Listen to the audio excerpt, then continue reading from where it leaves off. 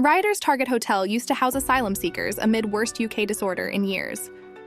Rioters attacked a hotel used to house asylum seekers in the UK town of Rotherham on Sunday, as the country faces the worst social unrest it has seen in years. The violence was triggered by the stabbing of 3 young girls in Southport, northwest England, earlier in the week. The far right has seized on and spread a wave of disinformation, including false claims the attacker was an immigrant, to mobilize anti-Muslim and anti-immigrant protests. Police say the suspect was born in Britain. By Radina, Gigova, Duarte, Mendonca, Mia, Alberti, and Sophie, Tanno, CNN.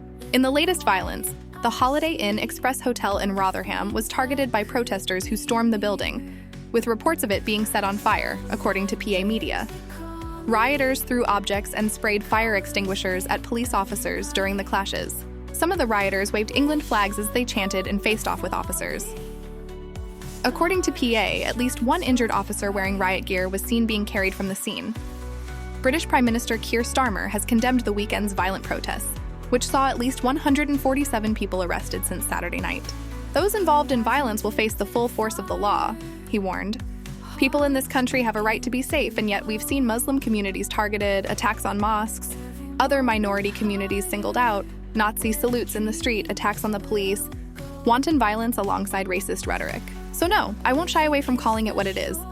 Far-right thuggery, Starmer said from Downing Street on Sunday. Turning to the violent scenes in Rotherham, Starmer described marauding gangs intent on law-breaking, as he added that all right-minded people should be condemning the violence. Addressing those who have been targeted, he assured that the violent rioters do not represent our country. The UK's policing minister has said that there will be a nick-them-quick approach to far-right rioters who have caused unrest, but added there was no need to bring in the army. In comments to the BBC, Dame Diana Johnson stressed that the plan was to carry out swift arrests and charges in order to take rioters off the street as quickly as possible and act as a deterrent to prevent further unrest. The violent unrest is the worst seen since the riots of 2011 and provides a huge challenge to the Labour government of Keir Starmer, just weeks after it won power. There have been discussions to bring in the army to assist police. But currently, there is no need to bring in the army, Johnson said. The police have made it very clear that they have all the resources they need at the moment. There's mutual aid, as I've just described, and they have the powers that they need. On Sunday, the UK's Home Office announced that mosques in the United Kingdom would be offered greater protection with new emergency security in light of recent attacks. Under the new arrangements, the police, local authorities, and mosques can ask for rapid security to be deployed, protecting communities and allowing for a return to worship as quickly as possible, the Home Office said. Nobody should make any excuses for the shameful actions of the hooligans, thugs, and extremist groups who have been attacking police officers, looting local shops, or attacking people based on the color of their skin, Home Secretary Yvette Cooper said.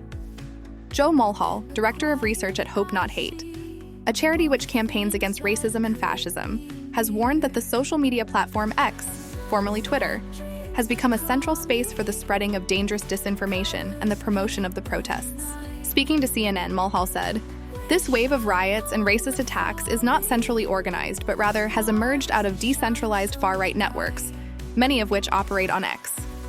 A number of the most important figures spreading disinformation and exacerbating tensions, most notably Stephen Lennon, aka Tommy Robinson, had previously been deplatformed on X, but have been given their accounts back since Elon Musk took control of the platform.